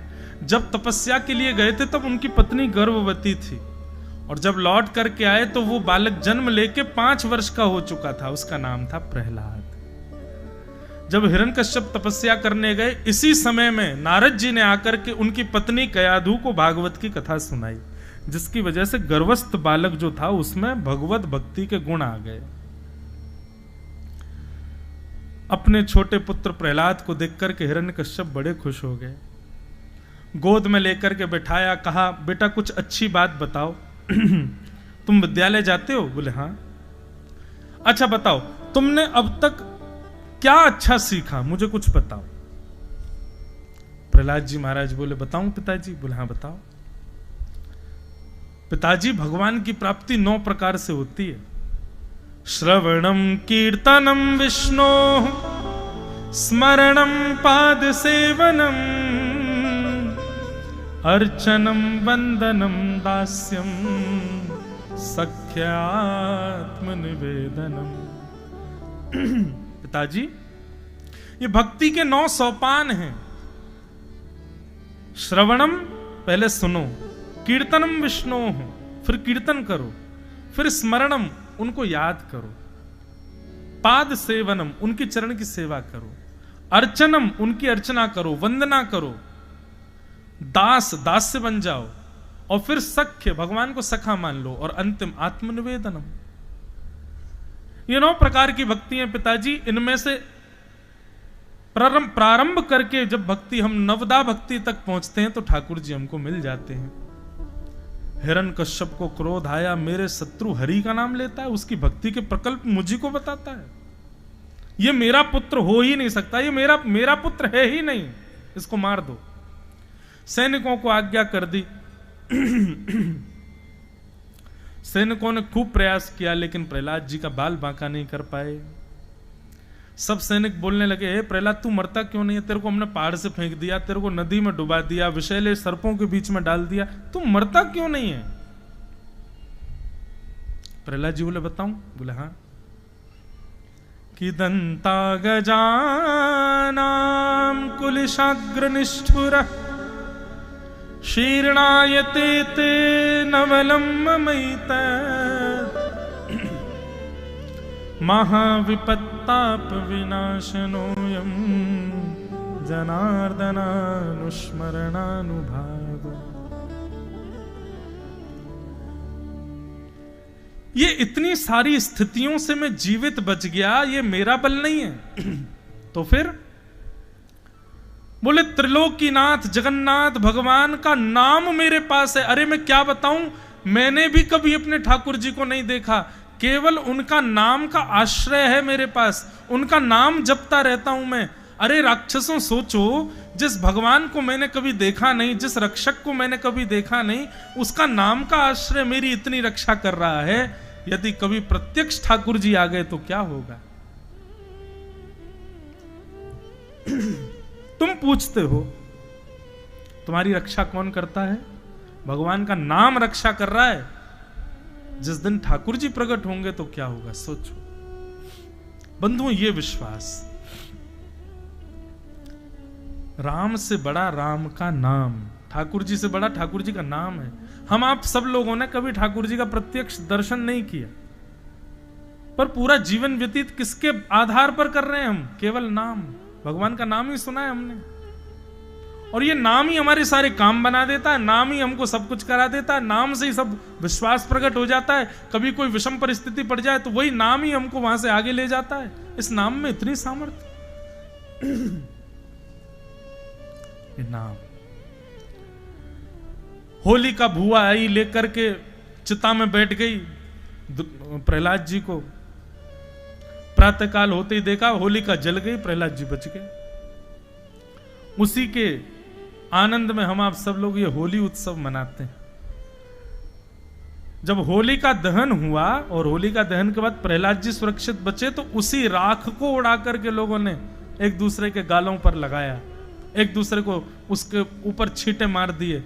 तभी से ये होली का त्योहार, ये प्रहलाद की रक्षा का प्रतीक है होली, इसलिए मनाई जाती है होली। नहीं मार पाए प्रहलाद जी को, वापस गुरुकुल भेज दिया, बोले मर ही नहीं रहा, पता नहीं क्या बात है। एक दिन प्रहलाद जी कीर्तन कर रहे थे, सारे बालक प्रहलाद जी के साथ कीर्तन करने लगे। कीर्तन की ध्वनि जैसे ही हिरण्यकश्यप ने सुनी, हिरण्यकश्यप बोला आज किसी को नहीं, मैं ही मार के आऊंगा इसको। जैसे ही गए प्रहलाद को जाकर के पकड़ लिया, बोले कहां है तेरा भगवान, बता, आज पहले उसको मारूंगा फिर तुझे मारूंगा। नन्हे से प्रहलाद जी बोले पिताजी ये मत पूछिए कि कहां है, ये पूछिए कहां नहीं है, सब जगह है, आप में भी है, मुझ में भी है, कण कण में विद्यमान है। बोले अच्छा इस खंबे में है? बोले हाँ मुझे दिख रहे हैं। खंब का भेदन जैसे ही किया, खंब भेदन करके भगवान नृसिंह प्रकट हो गए। बोलो नृसिंह भगवान की। सत्यम विधातुम निज भृत्य भाषितम व्याप्तिम च भूतेष्वखिलेषु चात्मनः अदृश्यतात्यद्भुत रूपमद्वहम् स्तंभे सभाया न मृगम न मानुषम। भगवान नृसिंह बन करके आए। मैं बहुत सूक्ष्म में सुना रहा हूं। नृसिंह भगवान ने हिरण्यकश्यप के साथ युद्ध किया। शाम का समय होते ही हिरण्यकश्यप को अपनी गोद में लिटा दिया।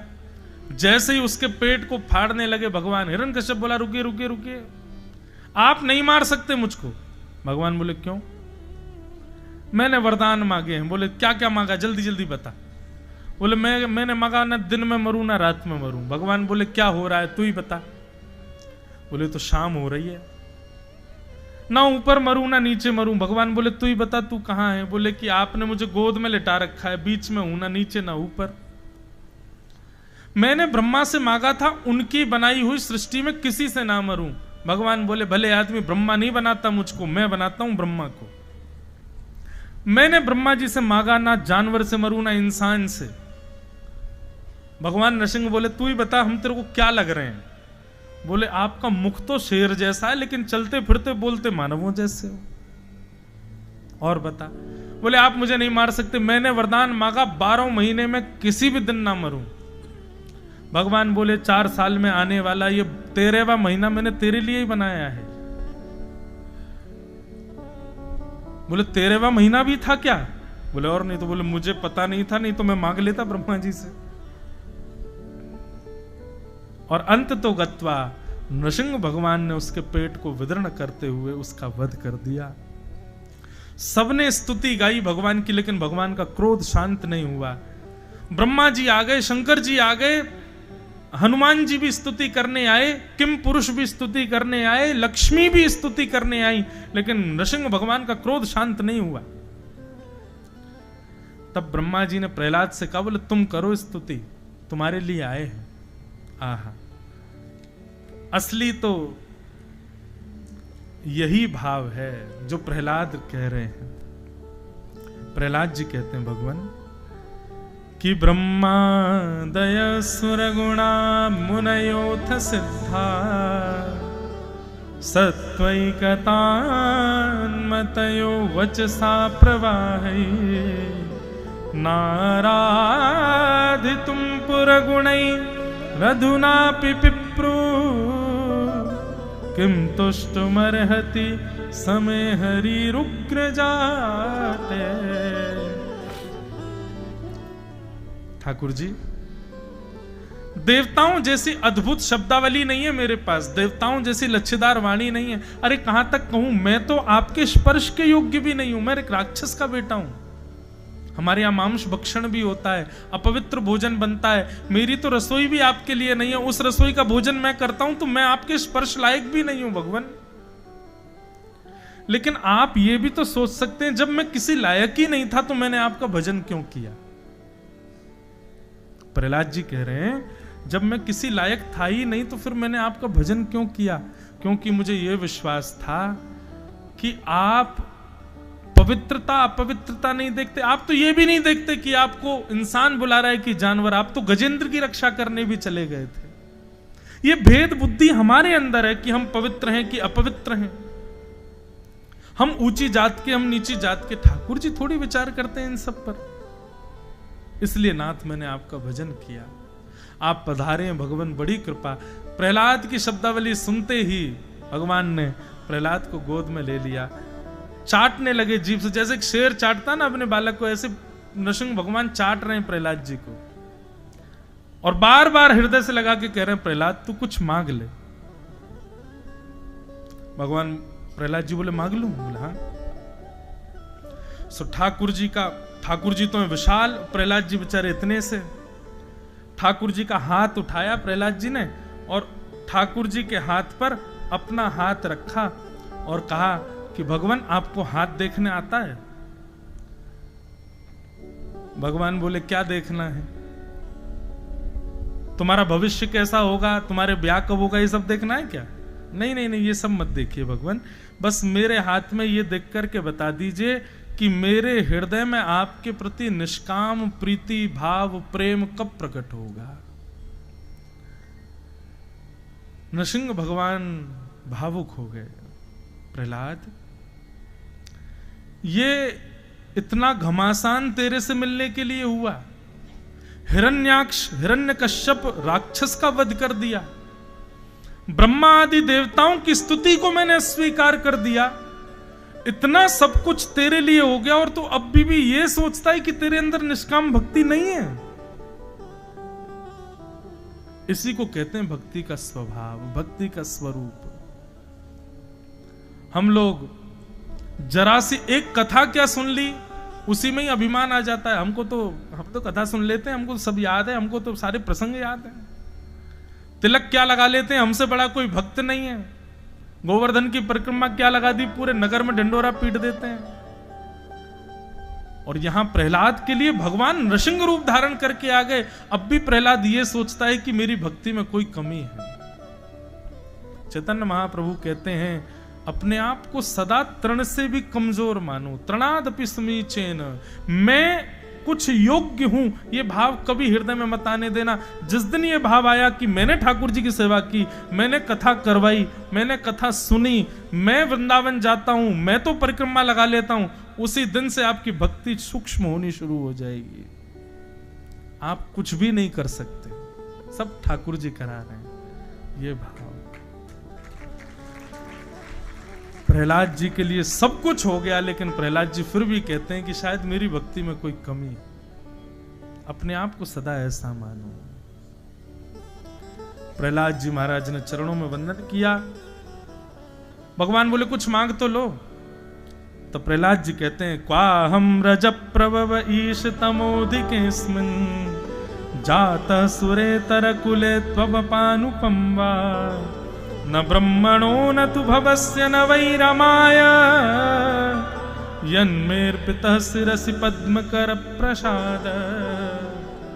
ठाकुर जी, आपने कभी ब्रह्मा जी को अपनी गोद में बिठाया? भगवान बोले नहीं। शंकर जी को जीभ से चाटा आपने कभी? बोले कभी नहीं। लक्ष्मी के सिर पर कभी हाथ रखा है? बोले नहीं। बोले सोचो, तीनों लोकों की सबसे बड़ी शक्ति लक्ष्मी, ब्रह्मा और शिव को जो नहीं मिला वो आपने प्रहलाद को दे दिया। अब मैं और क्या मांगू ठाकुर जी आपसे? मैं आपकी गोद में बैठा हूं, आप अपना हाथ मेरे सिर पर फेर रहे हैं, अपनी जीभ से चाट रहे हैं। ब्रह्मादि देवताओं को जो नहीं मिला वो मुझको मिल गया, मैं और क्या मांगू? बस अगर आप फिर भी पीछे पड़ रहे हो, क्योंकि ठाकुर जी बोले नहीं नहीं ये सब बातें नहीं, कुछ मांगो, तो फिर प्रहलाद जी कहते हैं अच्छा ठीक है मैं मांग रहा हूं, लेकिन शर्त है जो मांगूंगा सो दोगे। देवता कांपने लगे, बोले हमारी पदवी मांगेगा? लक्ष्मी बोली कहीं मेरा स्थान नहीं मांग ले। शेषनाग बोले मेरी छुट्टी आज तो। भगवान ने वचन दिया जो मांगेगा सो प्रहलाद देंगे, तू मांग, हम देने में देरी नहीं करेंगे। देख लेना बात से मुकरना नहीं। फिर ठाकुर जी बोले बिल्कुल नहीं मुकरेंगे, मांग क्या चाहिए? कि यदि राशि समय कामान, यदि राशि समय कामान बराम स्वाम बरदर्शभ कामानां वृद्ध संरोहम भवतस्तु वृणेवरम। ऐसा वरदान दे दो ठाकुर जी कि मेरे हृदय में आपसे कभी भी आपके अलावा कुछ और मांगने की इच्छा ही पैदा ना हो। आपके अलावा मैं आपसे कभी कुछ ना मांगू, ऐसा वरदान मुझको दे दो। मैं जब मांगू तब आपको मांगू नाथ, ये कृपा मुझ पर कर दो बस। ठाकुर जी ने हृदय से लगा लिया प्रहलाद को, और प्रहलाद ने बस जाते जाते कहा ये मेरे पिता हैं, आप इनको अपने चरणों में निवास देना भगवान। भले ही आपसे शत्रुता मानते थे लेकिन मेरे पिता थे। भगवान बोले ये बात बोलने की नहीं है प्रहलाद, और तुम अपने पिता की बात करते हो। तुम्हारे जैसा एक वैष्णव बालक जिस घर में उत्पन्न होता है उसके आगे जन्म लेने वाली 21 पीढ़ियों को भी मैं कृतार्थ करता हूं, और उससे पहले जो 21 पीढ़ियां स्वर्ग चली गई, नरक चली गई, उनको भी मुक्त कर देता हूं मैं। तुम अपने पिता की कह रहे हो? जिस कुल में एक वैष्णव बालक जन्म लेता है उस कुल में 21 पीढ़ी पहले तक जो जो हुए, अगर वो गलती से नरक भी गए होंगे तो ठाकुर जी उनको तुरंत वहां से मुक्त कर देते हैं। और जिस कुल में एक भक्त हो जाता है उस कुल में 21 पीढ़ियों तक अगर कोई पापी भी जन्म लेगा तो ठाकुर जी उस पर भी कल्याण कर देते हैं। क्यों? ये मेरे एक भक्त का वंशज है। तुम अपने पिता की बात कर रहे हो। ठाकुर जी ने प्रहलाद जी के ऊपर कृपा की। ऐसे प्रहलाद जी के मंगल चरित्र को हम प्रणाम करते हैं बंधुओं। तत्पश्चात फिर आगे चल करके भगवान गजेंद्र मोक्ष की कथा आती है। गजेंद्र मोक्ष की कथा के पश्चात फिर बलि बामन अवतार की कथा, जहां पर भगवान बामन बनकर के बलि के यहां गए 3 पग जमीन मांगने के लिए, लेकिन संकल्प लेते ही भगवान विराट हो गए। 2 पग से तीनों लोक नाप लिए, तीसरा पग बलि के सिर पर रख करके बलि को अनुग्रहित किया। इस प्रकार बलि बामन अवतार की कथा आई। तत्पश्चात 9वें स्कंद में बंधुओं सूर्यवंश के राजाओं की कथा, गंगा अवतरण की कथा आदि आदि कथाओं को सुनाया गया। और इसी कथा क्रम में भगवान श्री राम की 2 अध्याय में राम कथा भागवत में कही गई।